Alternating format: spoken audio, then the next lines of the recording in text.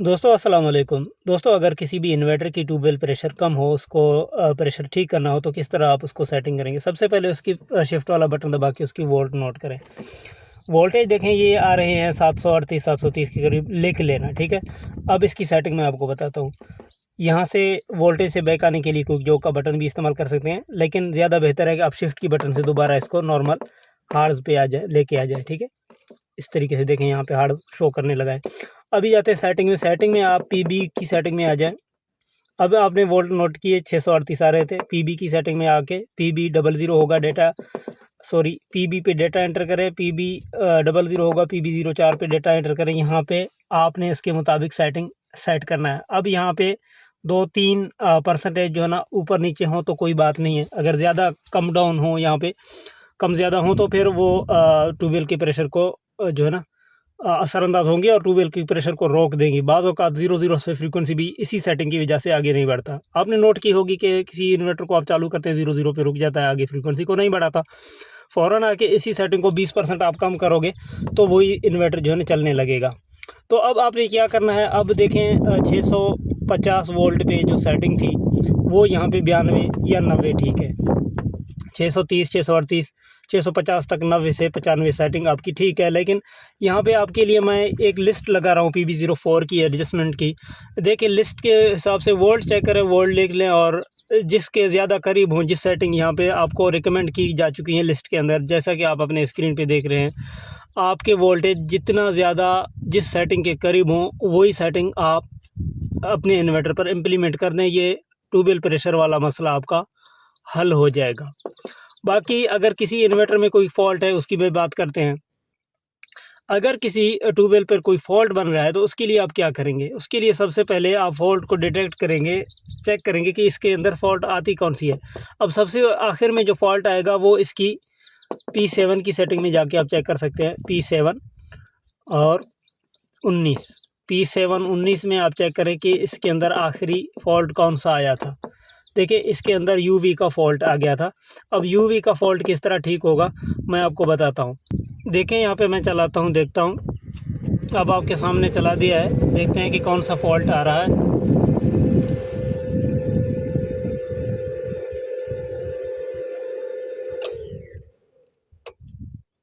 देखें यहाँ पे UV का फॉल्ट शो हो गया है। अब इसको ठीक करने के लिए आपको क्या करना चाहिए, सबसे पहले तो स्टॉप RST से फॉल्ट रीसेट करते हैं।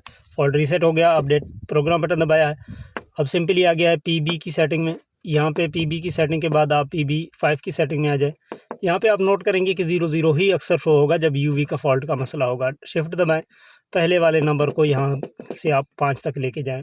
50.00 डेटा एंटर। अब मैं इसको चलाता हूँ, जस्ट एक सेटिंग कर दिया मैंने, तो ये मैंने चला दिया है। पहले 25 पे आके ट्रिप हो गया था।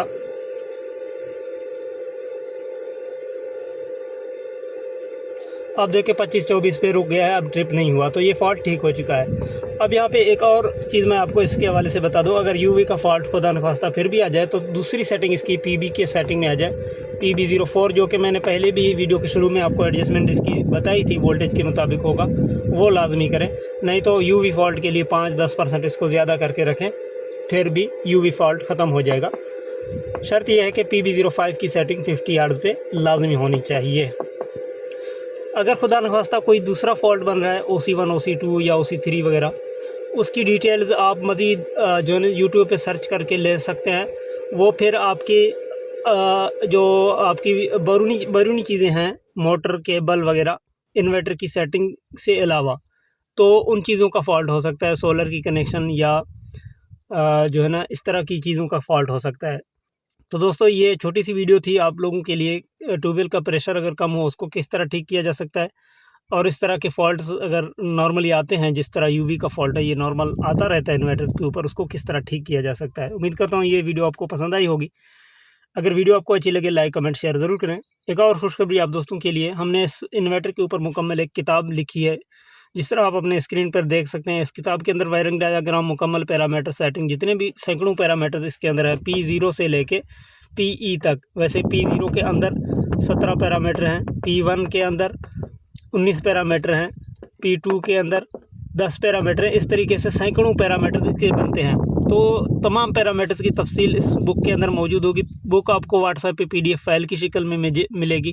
واٹس ایپ نمبر آپ اوپر دیکھ رہے ہیں۔ بک کے اندر مزید تفصیلات ہیں، وائرنگ ڈایاگرام، تمام فالٹ تفصیل جتنے بھی فالٹ اس کے اندر بننے ہیں، تقریباً 30 کے قریب اس کے اندر فالٹس آتے ہیں، سب کی تفصیل ہوگی بک کے اندر۔ یعنی کہ یہ ایک ایسی بک ہم نے تیار کی ہے PDF کے اندر، جو کہ جو دوست سیکھنا چاہتے ہیں تو ان کے لیے ایک فائدہ مند چیز ہوگی۔